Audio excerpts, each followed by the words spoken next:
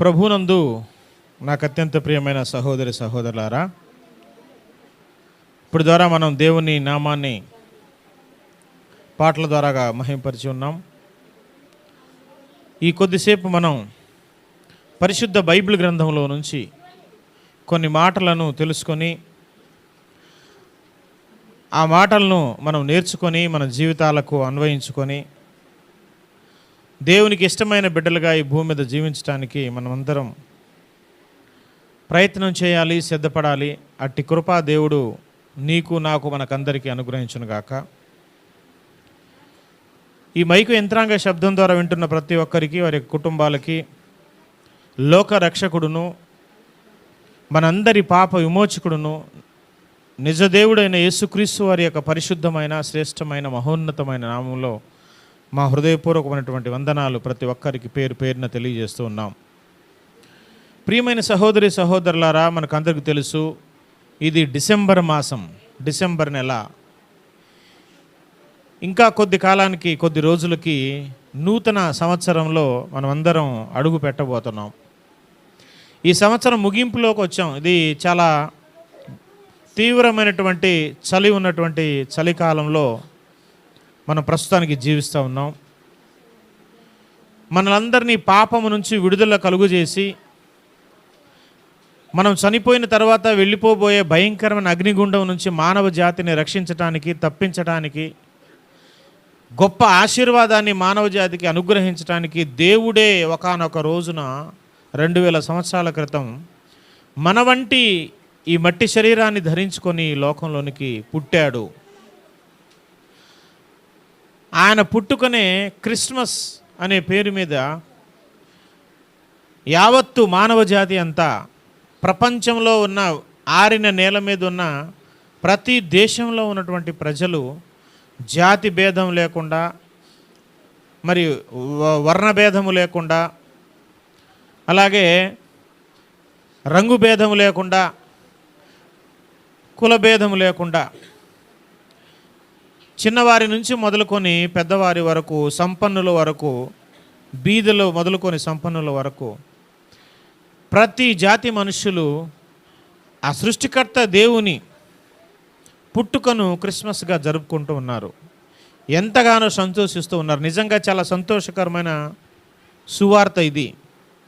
ఎన్నో సంవత్సరాలుగా మానవ జాతి వారి యొక్క అన్వేషణలో, దేవుని అన్వేషణలో ఎన్నో విధాలుగా గడిచిన తరాలలో దేవుణ్ణి వెతికిన భక్తులు చాలామంది ఎన్నో రకాల తపస్సులు చేశారు. పాపం నుంచి విడుదల పొందడం కోసం ఎన్నో కార్యక్రమాలు, దాన ధర్మాలు చేసుకుంటూ వచ్చారు. తమ శరీరాలను గాయపరుచుకుంటూ వచ్చారు. నిద్రాహారాలు మానేసి ఎన్నో విధాలుగా తపస్సులు చేసి ఎక్కడెక్కడికో వెళ్ళిపోయి, సమాజానికి దూరంగా, కుటుంబాలకు దూరంగా వెళ్ళిపోయి ఎన్నో రకాల ప్రయత్నాలు చేశారు. దేనికోసం అనంటే ఈ పాప జీవితం నుంచి విడుదల పొందుకొని ఆ స్వర్గానికి, దేవుడుండే ఆ స్థలానికి, పరలోక రాజ్యానికి చేరాలని మానవుడు ఎన్నో ప్రయత్నాలుగా చేస్తూ ఉన్నాడు. అయితే 2000 సంవత్సరాల క్రితం వారి ప్రయత్నాలన్నింటికీ ప్రతిఫలంగా దేవుడే దిగొచ్చి నరవతారం ఎత్తి మనందరి కోసం తన పరిశుద్ధమైన శరీరమును, తన పవిత్రమైనటువంటి రక్తమును మనందరి కోసం అర్పించాడు. అదే క్రిస్మస్ అని మనం అందరం జరుపుకుంటున్నాం. దేవుడే యేసు, నజరేయుడైన యేసు క్రీస్తు అనే పేరు మీద ఈ లోకంలో అవతరించి మనందరికీ ఈ గొప్ప రక్షణ భాగ్యమును ఎటువంటి రుసుము చెల్లించకుండా, ఎటువంటి ఖరీదు చెల్లించకుండా ఉచితంగా మానవ జాతికి దేవుడు ఈ రక్షణ భాగ్యాన్ని ప్రసాదించాడు. అయితే ప్రభువునందు ప్రియమైన సహోదరి సహోదరులారా, ఆ పుట్టిన వ్యక్తి యేసుక్రీస్తు అనే వ్యక్తి సాదాసీదా వ్యక్తి కాదండి. ఆయన ఎంత గొప్పవాడంటే, కొంతమంది ఆయన్ని ఒక గొప్ప వ్యక్తిగా, అనేకులలో ఒకనిగా గుర్తించారు. అనేక మహానుభావుల్లో, ఈ భూమి మీద అవతరించిన ఆజానుభావులు, మహానుభావులు, గొప్ప వ్యక్తులు, చరిత్రకారుల్లో యేసు ప్రభు కూడా ఒకడు అని అనుకున్నారు చాలామంది. కానీ నిజానికి ఆయన మనుషుల్లో కొంతమంది అనుకుంటున్నట్లుగా ఆయన సాదాసీదా వ్యక్తి కాదు. కేవలం జ్ఞానవంతుడు మాత్రమే కాదు, నీతి బోధలు చేసిన వ్యక్తి మాత్రమే కాదు, కేవలం రాజు మాత్రమే కాదు. ఆయన అంతకు మించి ఈ విశ్వాన్ని సృష్టించిన సృష్టికర్త అయిన దేవుడు. ఆయన దేవుడే నరవతారం ఎత్తి యేసుక్రీస్తు అనే పేరు మీద ఈ లోకానికి వచ్చాడు. ఇది ఈరోజు మనం చెప్పుకునే మాట కాదు. కొన్ని వేల సంవత్సరాల నుంచి ఎంతోమంది జ్ఞానులు, చరిత్రకారులు ఒప్పుకున్నటువంటి విషయాలు ఇవన్నీ కూడా. బైబిల్ గ్రంథంలోనే కాదండి, అనేక గ్రంథాలలో కూడా, వారి వారి మత గ్రంథాలలో కూడా యేసు ప్రభు వారు, యేసుక్రీస్తు వారు ఈ లోకంలో పుట్టకముందే కొన్ని వేల సంవత్సరాల క్రితమే వారి చరిత్ర గ్రంథాలలో, వారి మత గ్రంథాలలో కూడా దేవుడు ఈ విషయాన్ని కల్పించుకొని మరీ వ్రాయించాడు సాక్ష్యంగా.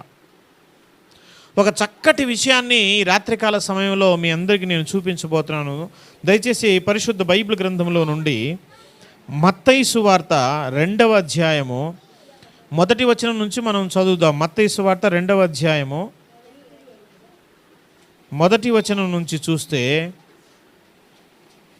రాజైన హేరోదు దినములయందు యూదయ దేశపు బెత్లెహేములో యేసు పుట్టిన పిమ్మట, ఇదిగో తూర్పు దేశపు జ్ఞానులు యెరూషలేమునకు వచ్చి. చూడండి, యేసుక్రీస్తు యూదయ దేశంలోని బెత్లెహేము అనే చిన్న గ్రామంలో యేసు ప్రభు వారు పుట్టినప్పుడట ఏం జరిగిందో తెలుసా? తూర్పు దేశం నుంచి కొంతమంది జ్ఞానులు ఒంటెలను ఎక్కి ప్రయాణము చేసి యేసు ప్రభు వారు పుట్టిన దేశానికి వచ్చారంట.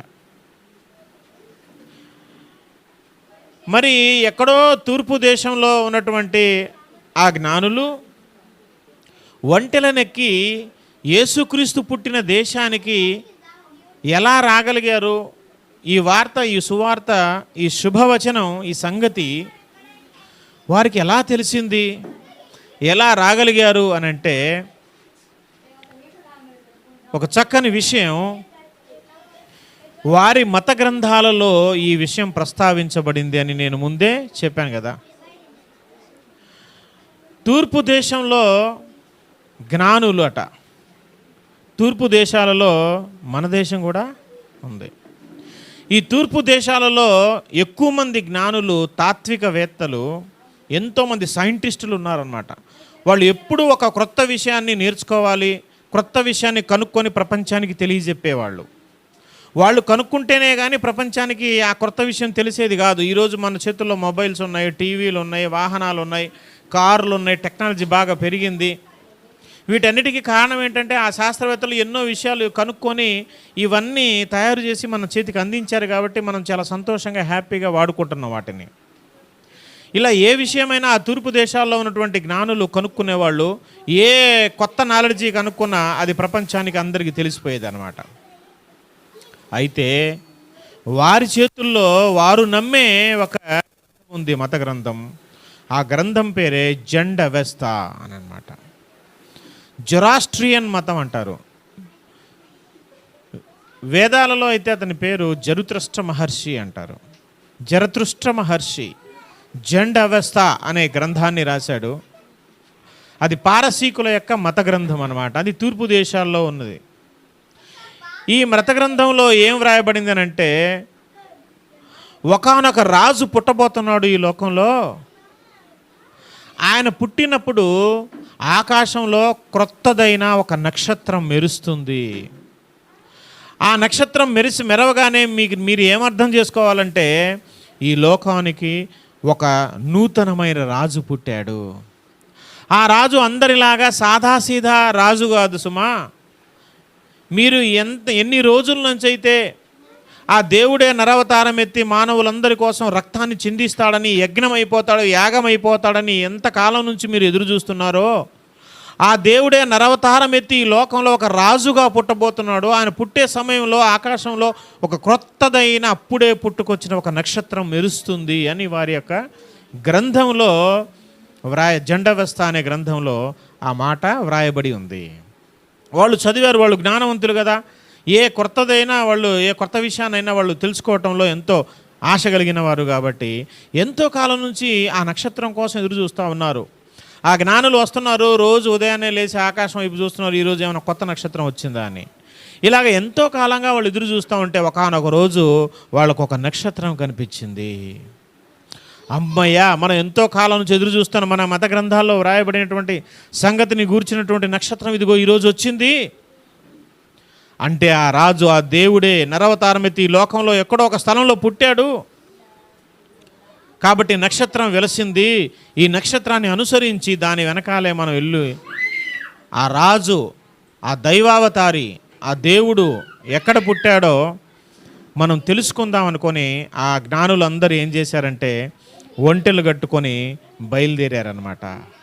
బయలుదేరి వాళ్ళు ఎక్కడ దాకా వచ్చారంటే ఈ నక్షత్రం యూదయ దేశం దాకా వాళ్ళని నడిపించిందనమాట.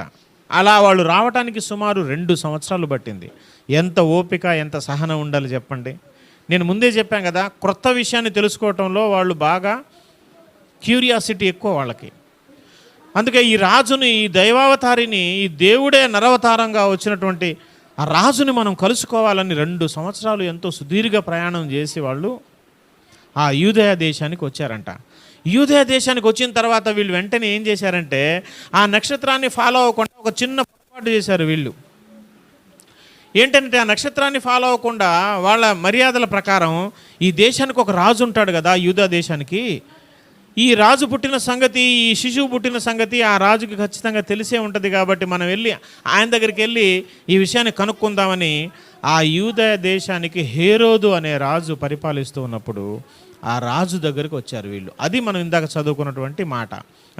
అక్కడ వచ్చి ఏమని అడుగుతున్నారు, రాజు అయిన హేరోదు దినంలో ఎందు యూదయ దేశం బెత్లెహేములో యేసు పుట్టిన పిమ్మట ఇదిగో తూర్పు దేశపు జ్ఞానులు యెరూషలేమునకు వచ్చి యూదుల రాజుగా పుట్టినవాడు ఎక్కడున్నాడు, తూర్పు దిక్కున మేము ఆయన నక్షత్రమును చూచి ఆయన్ను పూజించవచ్చితిమని చెప్పిరి. ఇక్కడ చూడండి, రాజు దగ్గరికి వచ్చి వీళ్ళు ఏమని అడుగుతున్నారు, ఈ యూదా దేశానికి రాజుగా పుట్టినవాడు ఎక్కడున్నాడు, అసలు ఈ యూదా దేశానికి ఇంతకీ రాజు ఎవరు, ఈయనే. ఆయనతోనే ఏమని అడుగుతున్నాడు, రాజుగా పుట్టినవాడు ఎక్కడ ఉన్నాడు అంటే మరి నేనెవరు అని ఆయనకు డౌట్ వస్తుందిగా. ఇదేంటి, రాజుగారి దగ్గరికే వచ్చి అసలు ఈ దేశంలో ఒక కొత్త రాజు పుట్టాడని, ఆ పుట్టిన రాజు ఎక్కడున్నాడని వచ్చి రాజుగారిని అడుగుతున్నారేంటి వీళ్ళు. మేము ఎలా వచ్చామో తెలుసా సార్, తూర్పు దిక్కున ఆయన నక్షత్రం అంటే క్రొత్త నక్షత్రం, అప్పుడు దాకా లేని ఒక నక్షత్రం చాలా దగ్గరలో వాళ్ళకి కనబడేటట్టుగా, వాళ్ళకి నెత్తి కంటే కొన్ని తక్కువ కిలోమీటర్ల దూరంలో ప్రకాశమానంగా నక్షత్రం కనిపించింది. దాన్ని చూసుకుంటూ మేము వచ్చాము, ఆయన ఎక్కడున్నాడు కొంచెం మాకు చెప్పండి సార్ అని ఆ రాజుగారిని అడిగారు. అక్కడ ఏం జరిగిందో చూడండి. హేరోదు రాజు ఈ సంగతి వినినప్పుడు అతడును అతనితో కూడా యెరూషలేము వారందరూ కలవరపడిరి. అందరిలో కలవరం స్టార్ట్ అయిందంట, భయం స్టార్ట్ అయింది. ఇదేంటి, రాజుగా పుట్టినవాడు మాకు తెలియకుండా ఈ దేశంలో ఉన్నాడా, మీకు నక్షత్రం కనబడిందా, దాన్ని ఫాలో అయ్యి మీరు వచ్చారా అని కలవరపడిపోయి రాజుగారు ఏం చేశారో తెలుసా. కాబట్టి రాజు ప్రధాన యాజకులను, ప్రజల్లో నుండి శాస్త్రులను అందరినీ సమకూర్చి క్రీస్తు ఎక్కడ పుట్టునని వారిని అడిగాను. ఇక్కడ చూడండి, వాళ్ళు వచ్చి ఏమడిగారు, యూదులు రాజుగా పుట్టినవాడు ఎక్కడున్నాడు అని అడిగారు. ఆయన క్రీస్తు అని అడిగారు వాళ్ళు. కానీ ఈ రాజుగారు ఏమంటున్నాడు చూడు, ఎవరిని పిలిచాడు, ఊళ్ళో వాళ్ళనే కాదు పిలిచింది ఆయన, మందిరంలో సేవ చేసే యాజకులు, ఈ బైబిల్ గ్రంథాన్ని కాపీ చేసే శాస్త్రులు, స్క్రైబ్స్ అండ్ ఫెరిసీస్ని, ఫెరిసీస్ కాదు యాజకుల్ని, ప్రీస్ట్స్ని. ఈ శాస్త్రులు, యాజకులు మందిర సంబంధ సేవ చేసే వారికి అయితే ధర్మశాస్త్రంలో పట్టుంటుంది, ధర్మశాస్త్రం బాగా చదివిన వాళ్లకు తెలుసుద్ది సమస్త విషయాలన్నీ. వాళ్ళని పిలిపించి ఏమని అడిగారంటే, క్రీస్తు ఎక్కడ పుడతాడని ధర్మశాస్త్రంలో ఉందని వాళ్ళని అడిగాడు. అంటే ఈ హేరోదు రాజు కూడా క్రీస్తు అనే ఒక రాజు పుడతాడని ఆయనకి తెలుసు ముందే, కానీ అతని టైంలో అతను పుడతాడని ఆయనకు తెలియదు. అందుకే కలర్ టెన్షన్, అమ్మో మనం విన్నాం కదా క్రీస్తు పుడతాడని, ఇప్పుడే పుట్టాడా, ఇప్పుడే నక్షత్రం కనబడిందా అని టెన్షన్. అసలు ఎక్కడ, మన దేశంలో ఏంటి, కొంప దేశాన్ని ఎక్కడ పుడతాడు చూడండి ఒకసారి, క్రీస్తు ఎక్కడ పుట్టును. వాళ్ళు అసలు క్రీస్తు అనే మాటే వాడలేదు. రాజుగా పుట్టినవాడు ఎక్కడున్నాడని అడిగారు. ఈయనకు తెలుసు కాబట్టి ముందే క్రీస్తు ఎక్కడ పుడతాడని మీ గ్రంథంలో ఉంది, మన గ్రంథంలో ధర్మశాస్త్రం ఒకసారి తీయండి బయటికి అని చెప్తే వాళ్ళు ఏం చెప్తున్నారు చూడండి. అందుకు వారు, దయచేసి ప్లీజ్ సైలెంట్గా ఉండాలి, వారు యూదయ బెత్లెహేములోనే అని చెప్పారంట. మన దేశంలోనే సార్, యూదా దేశంలో ఉన్న బెత్లెహేము అనే పట్టణంలోనే ఆయన పుడతాడని ధర్మశాస్త్రం, గ్రంథాలు, శాస్త్రం చెబుతుంది అని ఆ శాస్త్రులు, ఆ యాజకులు కలిసి చెప్పారు. అమ్మయ్యా, ఇప్పుడు టెన్షన్ స్టార్ట్ అయింది అతనికి. ఇతను ఏం చేశాడంటే ఇప్పుడు అయితే మన దేశంలో పుట్టాడనమాట ఆయన. ఇప్పుడు ఇతను ప్లాన్ చేసి ఏం చేశాడంటే నెక్స్ట్, అంతటా హేరోదు ఆ జ్ఞానులను రహస్యంగా పిలిపించి ఆ నక్షత్రం కనబడిన కాలం వారి చేత పరిష్కారంగా తెలుసుకొని, మీరు వెళ్ళి ఆ శిశువును విషయమై జాగ్రత్తగా విచారించి తెలుసుకొనగానే నేనును వచ్చి ఆయనను పూజించున్నట్లు నాకు వర్తమానం తెండని చెప్పి వారిని బెత్లెహేమునకు పంపాను. అయితే బెత్లెహేం అనే ఊరికి పలానా చోట ఉందయ్యా, మీరు వెళ్ళండి, బెత్లెహేంలో ఆయన ఎక్కడ పుట్టాడో ఎంక్వైరీ చేయండి, చేసిన తర్వాత నాకు వచ్చి చెప్తే నేను కూడా వచ్చి ఆయన్ని పూజిస్తాను. అసలు ఈ జ్ఞానులు రాగానే ఏం చెప్పారు? మనం చదివిన ఇందాక 2వ వచనంలో, యూదుల రాజుగా పుట్టినవాడు ఎక్కడున్నాడు, మేము ఆయన్ని పూజించటానికి వచ్చాము అన్నారు కదా. ఏమండి, ఈ జ్ఞానులు దేనికోసం వచ్చారంట? పూజించటానికి. ఇప్పుడు మామూలు సాదాసీదా రాజే అయితే రాజుని సన్మానిస్తారు, బహుమానాలు ఇస్తారు, సత్కరిస్తారు, ఘనపరుస్తారు, అంతేగాని పూజిస్తారా? వీళ్ళు ఏమనంటున్నారు? ఆయన పూజించడానికి వచ్చామన్నారు. అంటే రాజు ఏదైనా ఒక దేశంలో కొత్తగా రాజు పుడితే ఆ రాజును పూజించడానికి వెళ్తారా? మరి అలాగంటే ఏ రోజు కోసం రాలేదే మరి వీళ్ళు? ఏరేదే కాదు, ఏ దేశంలో ఎంతోమంది రాజులు ఉన్నారు, వాళ్ళందరినీ పూజించడానికి వీళ్ళు తూర్పు దేశం నుంచి పని కట్టుకొని ఒంటిలెక్కి 2 సంవత్సరాలు ప్రయాణం చేసి వచ్చారా? అంటే రాజులు పుడితే వాళ్ళను ఏదో బహుమానం ఇస్తారు, సత్కరిస్తారు, అంతవరకే తప్ప సాష్టాంగ నమస్కారం చేసి పూజించడానికి రారెవరు.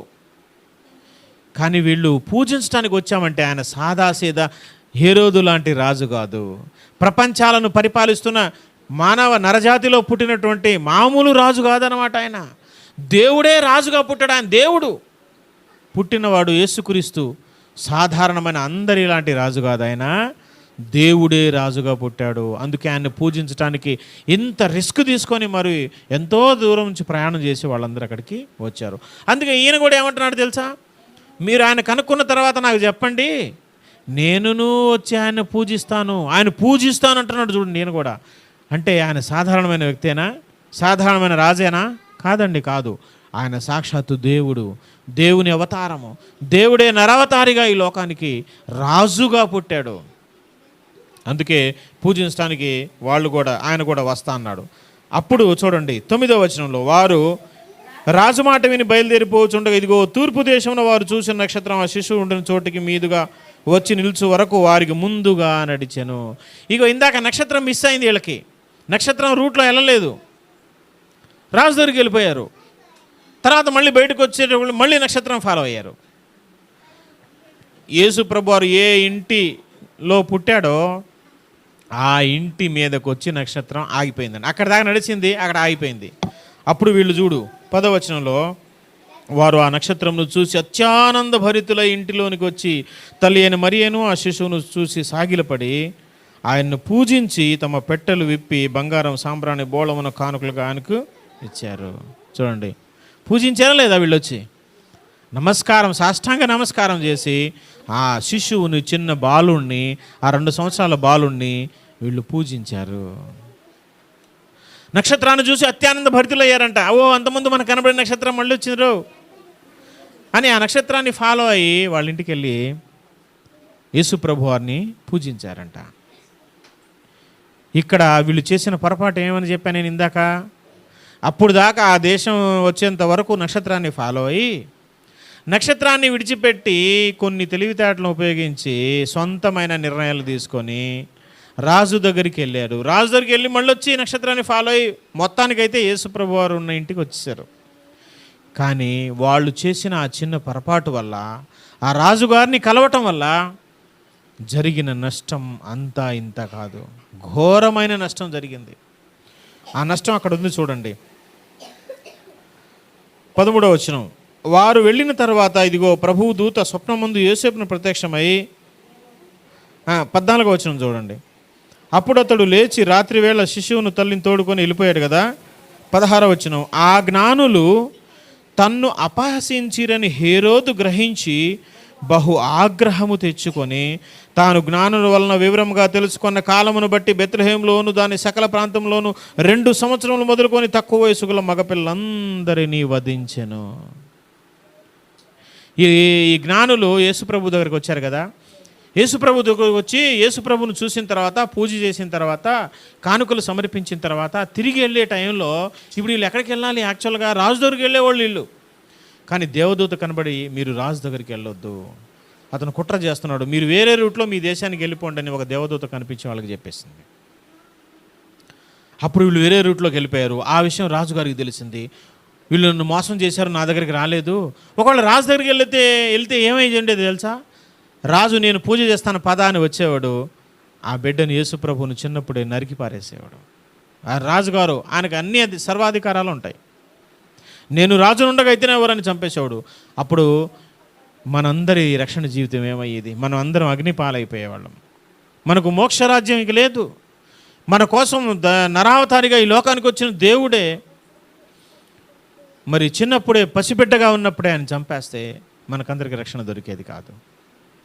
అందుకే వాళ్ళు వేరే రూట్లో వెళ్ళిపోతే అతను ఏం చేశాడంటే, అతనికి ఎక్కడున్నాడో యేసుప్రభు తెలియదు, చాలా గోప్యంగా ఉంచారు దాన్ని. అతను ఏం చేశాడంటే లెక్క కట్టాడు మొత్తం. ఎప్పుడు రాజులకి, ఈ వచ్చిన జ్ఞానులకి ఎప్పుడు నక్షత్రం కనిపించింది, వాళ్ళు ఎన్ని రోజులు ప్రయాణం చేసి వచ్చారు, సుమారు 2 సంవత్సరాల దాకా, 2 సంవత్సరాల లోపు, ఒక 18 నెలల్లో, 2 సంవత్సరాలు అంతే ఎంత 24 నెలలు కదా, ఒక 22 నెలల్లో, 23 నెలల్లో, లేకపోతే 21 నెలల్లో, కొంచెం 2 సంవత్సరాలకు దగ్గరగా క్యాలిక్యులేషన్ అర్థమైంది అతనికి. కాబట్టి ఏం చెప్పాడంటే రాజుగారు ఒక ఆజ్ఞ జారీ చేశారు. ఈ దేశంలో ఉన్న మగపిల్లలందరినీ, అంటే 2 సంవత్సరాల కంటే తక్కువ ఉన్న వయసు రీసెంట్గా పుట్టిన మగపిల్లలనే, మళ్ళీ ఎందుకు ఆడపిల్లల్ని వదిలేసేయండి, ఎందుకంటే యేసు పుట్టింది మగపిల్లడు కదా, రాజు పుట్టాడు కదా అక్కడ. కాబట్టి 2 సంవత్సరాల లోపు ఉన్న చిన్నపిల్లలందరినీ నరికేసేయండి. అప్పుడు అందులో యేసు ప్రభు వారు కూడా కలిసిపోతాడు కదా.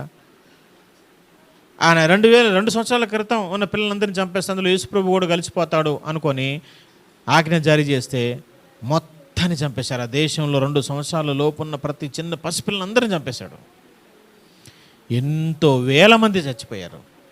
ఆలోచించండి ప్రియులారా, ఆ జ్ఞానులు చేసిన చిన్న అనాలోచన పనికి ఎంతోమంది పసిపిల్లలు బలైపోయారు.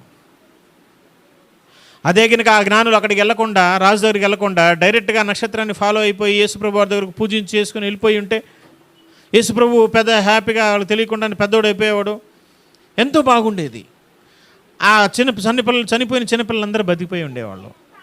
కానీ వాళ్ళు చేసిన పొరపాటును బట్టి చాలామంది పిల్లలు, వందల వేల పిల్లలు పసితనంలోనే చచ్చిపోయారు. ఎంత దారుణమైన సంగతి. అప్పుడు అక్కడ చూడండి కింద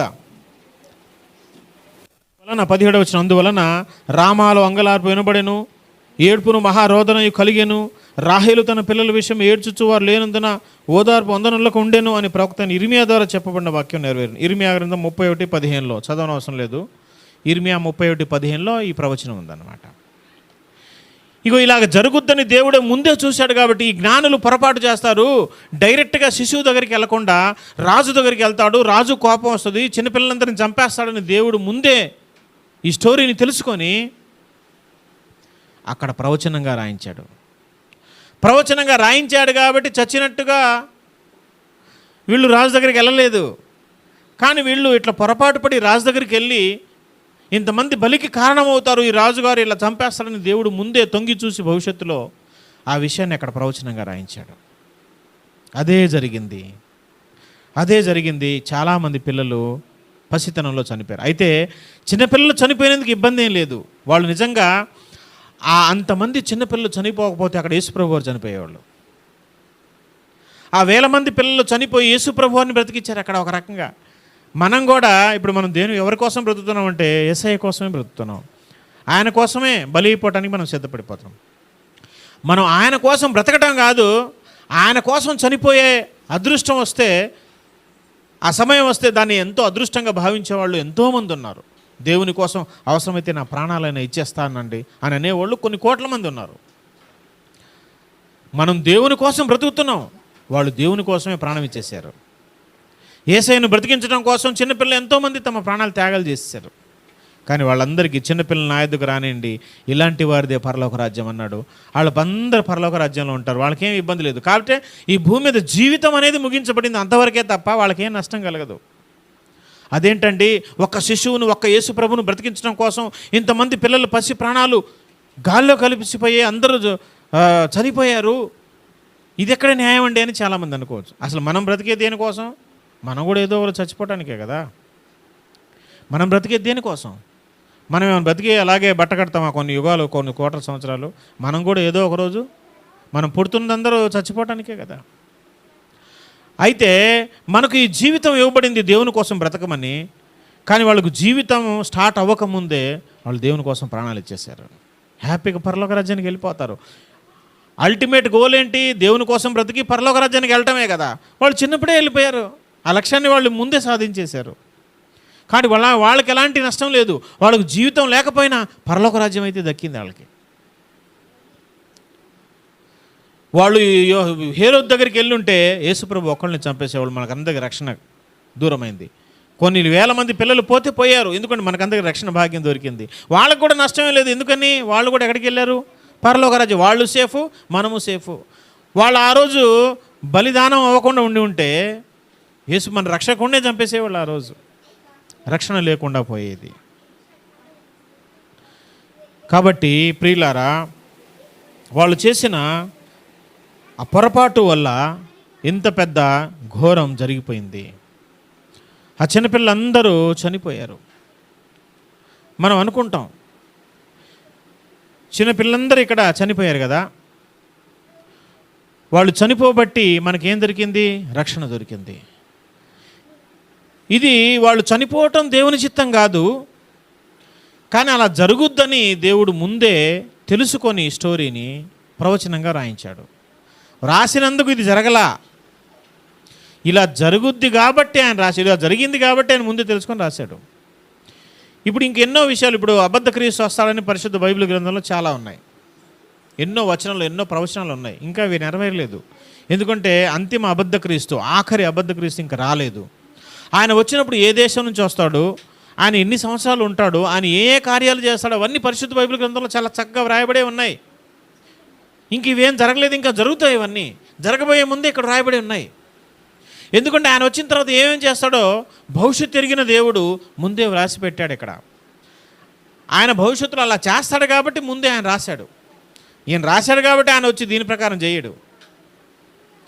రామాలో అంగలారు వినబడుతుంది, రాహేలు తన పిల్లల విషయం ఏడుస్తుంది అని ప్రవచనం ఉంది కాబట్టి ఆ ప్రవచనం నెరవేర్చడం కోసమే ఈ జ్ఞానులు రాజు దగ్గరికి వెళ్ళి రాజు వచ్చి చంపాడు. ఇది కాదు, ఇది రాంగ్. ఇది వీళ్ళు పొరపాటు చేసి నక్షత్రాన్ని ఫాలో అవ్వకుండా రాజు దగ్గరికి వెళ్ళి ఈ విషయాన్ని చెప్పి వేరే రూట్లో వెళ్ళిపోవటం వల్ల రాజు కోపం వచ్చి పిల్లల్ని చంపేస్తాడని ముందే తెలుసుకున్న దేవుడు ప్రవచనంగా రాశాడు. యూదా గురించి కూడా అంత, ఇస్కరియోతు గురించి కూడా 105వ కీర్తనలో ఇంకా చాలా చోట్ల ఎన్నో ప్రవచనాలు ఉన్నాయి. ఆ ప్రవచనాలు ఉన్నాయి కాబట్టి ఆయన యేసుక్రీస్తును అప్పగించలేదు. ఆయన అప్పగిస్తాడని తెలుసు కాబట్టి ముందే ప్రవచనాలుగా వ్రాయబడ్డాయి. కొన్ని విషయాలు ఏది దేవుని చిత్తమో మనం దేవుని చిత్తానుసారంగా, దేవుని చిత్తం అలా ఉంది కాబట్టి అలా జరగాలని మనం కొన్నిసార్లు మన జ్ఞానాన్ని బట్టి మనం అనుకుంటాం, కానీ అది రాంగ్ అయిపోద్ది. ఒక చక్కటి విషయాన్ని కూడా ఈ సందర్భంలో నేను మీకు గుర్తు చేసి ముగించేస్తా. న్యాయాధిపతుల గ్రంథం 14వ అధ్యాయము 1వ వచనంలో ఒక సంఘటన ఉంది, చూద్దాం. న్యాయాధిపతుల గ్రంథం 14వ అధ్యాయము 1వ వచనం నుంచి చూస్తే, సంసోను తిమ్నానుకు వెళ్ళి తిమ్నానులో ఫిలిస్తీయుల కుమార్తెల్లో ఒకతెను చూచెను.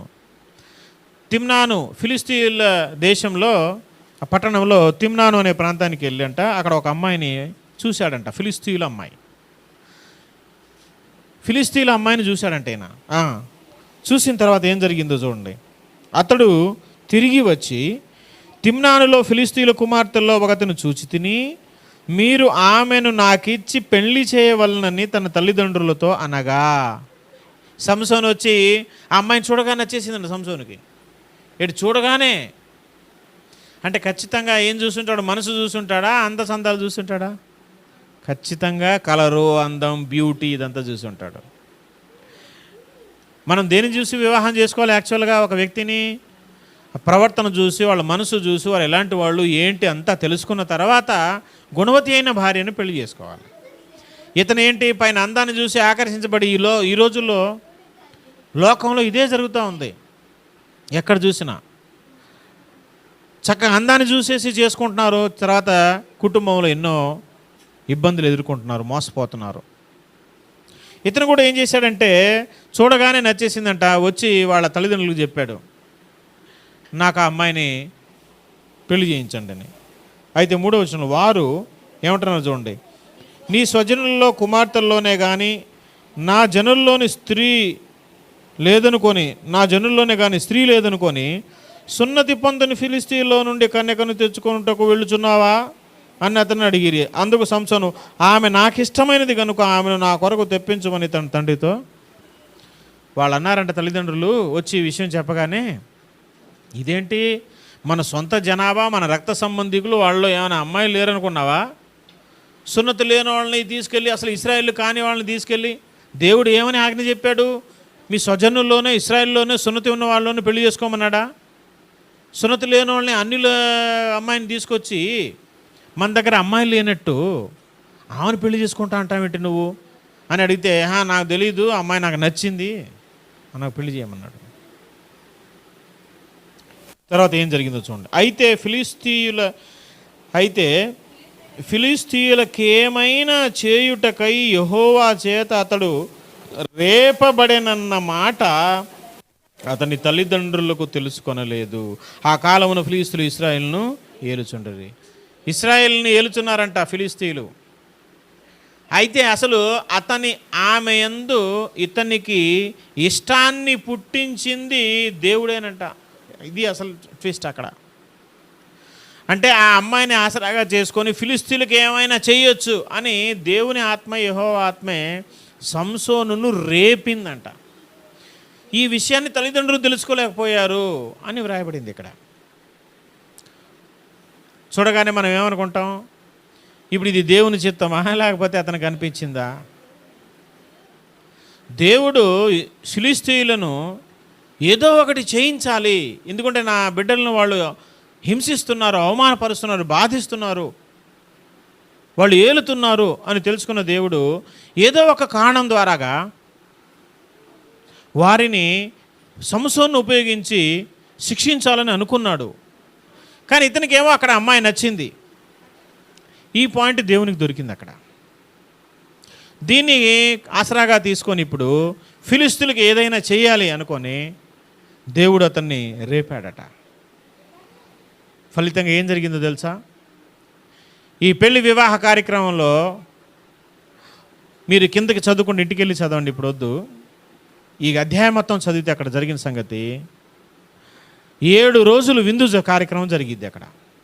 విందు కార్యక్రమంలో ఈ ఫిలిస్తీయుల తరపున ఇతనికి స్నేహితులుగా ఉండుటకు, పెళ్లి కుమారునికి సంసోనుకు స్నేహితులుగా ఉండుటకు ఒక 30 మందిని ఫిలిస్తీయులు పంపిస్తారు. ఈ స్నేహితులతో 30 మందితో ఇతను ఒక కథను చెప్తాడు, ఒక విప్పుడు కథ.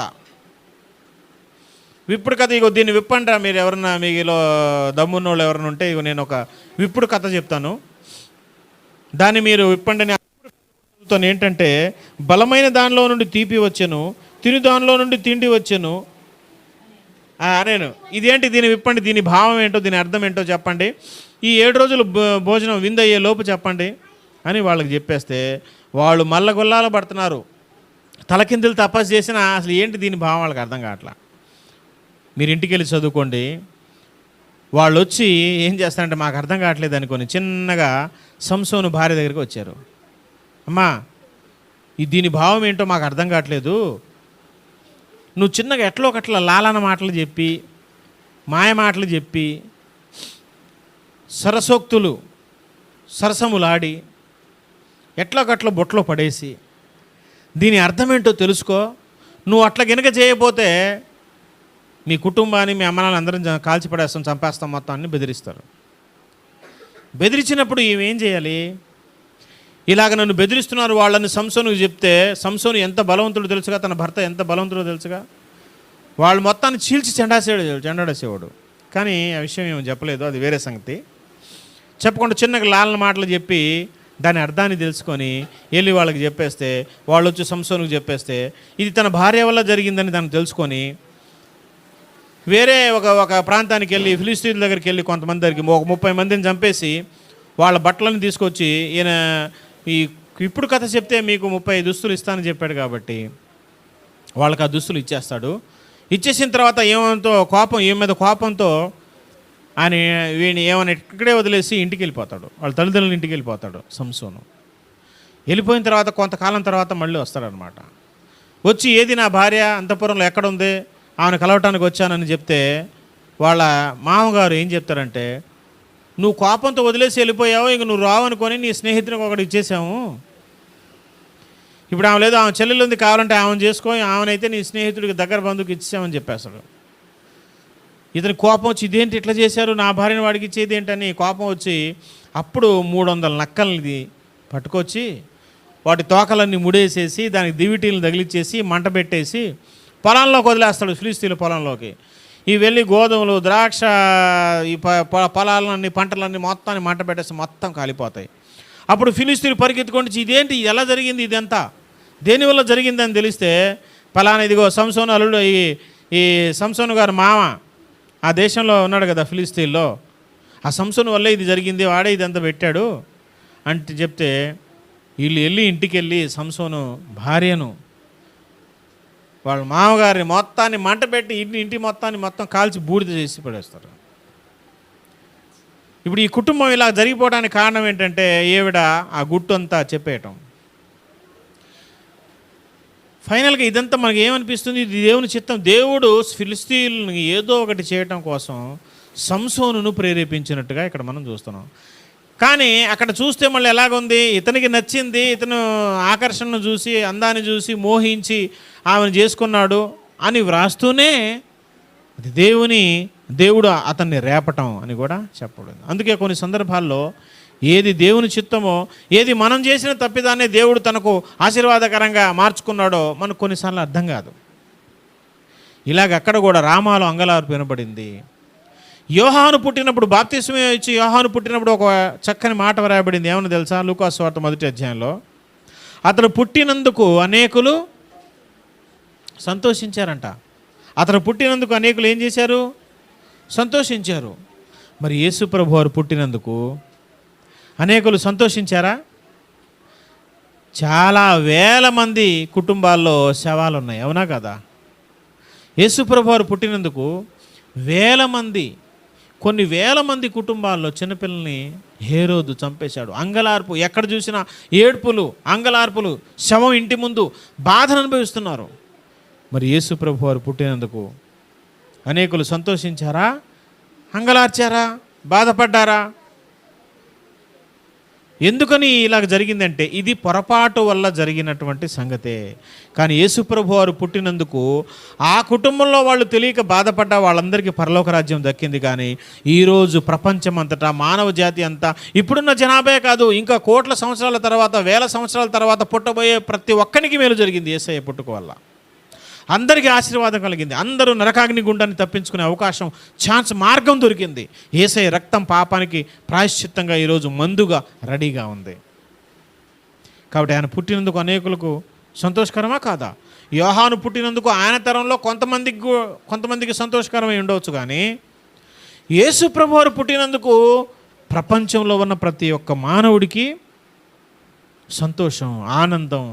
ఎందుకంటే నరకాగ్ని గుండాన్ని తప్పించుకుంటున్నాడు, యుగాలు కాలే నరకాగ్ని గుండా నుంచి తప్పించుకుంటున్నాడు. కాబట్టి ప్రభువునందు ప్రియమైన దేవుని బిడ్డలారా, మనల్ని సంతోషపెట్టడానికే, మనల్ని అగ్నిగుండం నుంచి తప్పించడానికే, నిత్యరాజ్యాన్ని ప్రసాదించడానికే ఆయన ఈ లోకానికి వచ్చాడు. ఆయన పుట్టినందుకు అనేకులు కాదు, అసలు భవిష్యత్తులో పుట్టబోయే వారందరూ సంతోషిస్తారు. యేసు ప్రభు వారు పుట్టకుండా ఉంటే మన జీవితాలు ఏమైపోయి ఉండేవి? నరకాగ్నిగుండానికి మానవ జాతి అంతా వెళ్ళిపోయి పాపానికి ప్రాయశ్చిత్తం దొరికేదే కాదు. కాబట్టి యేసయ్య పుట్టుక మన జీవితాల్లో గొప్ప వెలుగును తీసుకొచ్చింది, కుటుంబాల్లో గొప్ప ఆనందాన్ని తీసుకొచ్చింది. ఇది శాశ్వతమైన ఆనందం, ఇది నిత్య జీవం. ఆయన ఇక్కడికి వచ్చాడంటే అది నిత్య జీవం. కాబట్టి యేసయ్యను నమ్ముకోండి, మీరు మీ కుటుంబాలు రక్షింపబడతారు. మన పాప జీవితం పటాపంచలు అయిపోతుంది. మన హృదయంలో, మన కుటుంబంలో నిత్యం ఆనందం ఉంటుంది.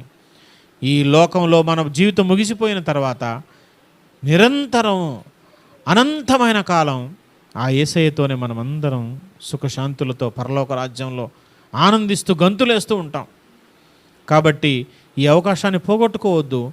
సమయం ఉన్నప్పుడే మనం సత్యాన్ని తెలుసుకొని యేసయ్యను నమ్ముకోగంటే మీరు, మీ కుటుంబం, మీ బిడ్డలందరూ అగ్నిగుండాన్ని తప్పించుకుంటారు, ఆ పరలోక రాజ్యాన్ని స్వతంత్రించుకుంటారు. దేవుడు అట్టి కృప మనకందరికీ అనుగ్రహించును గాక.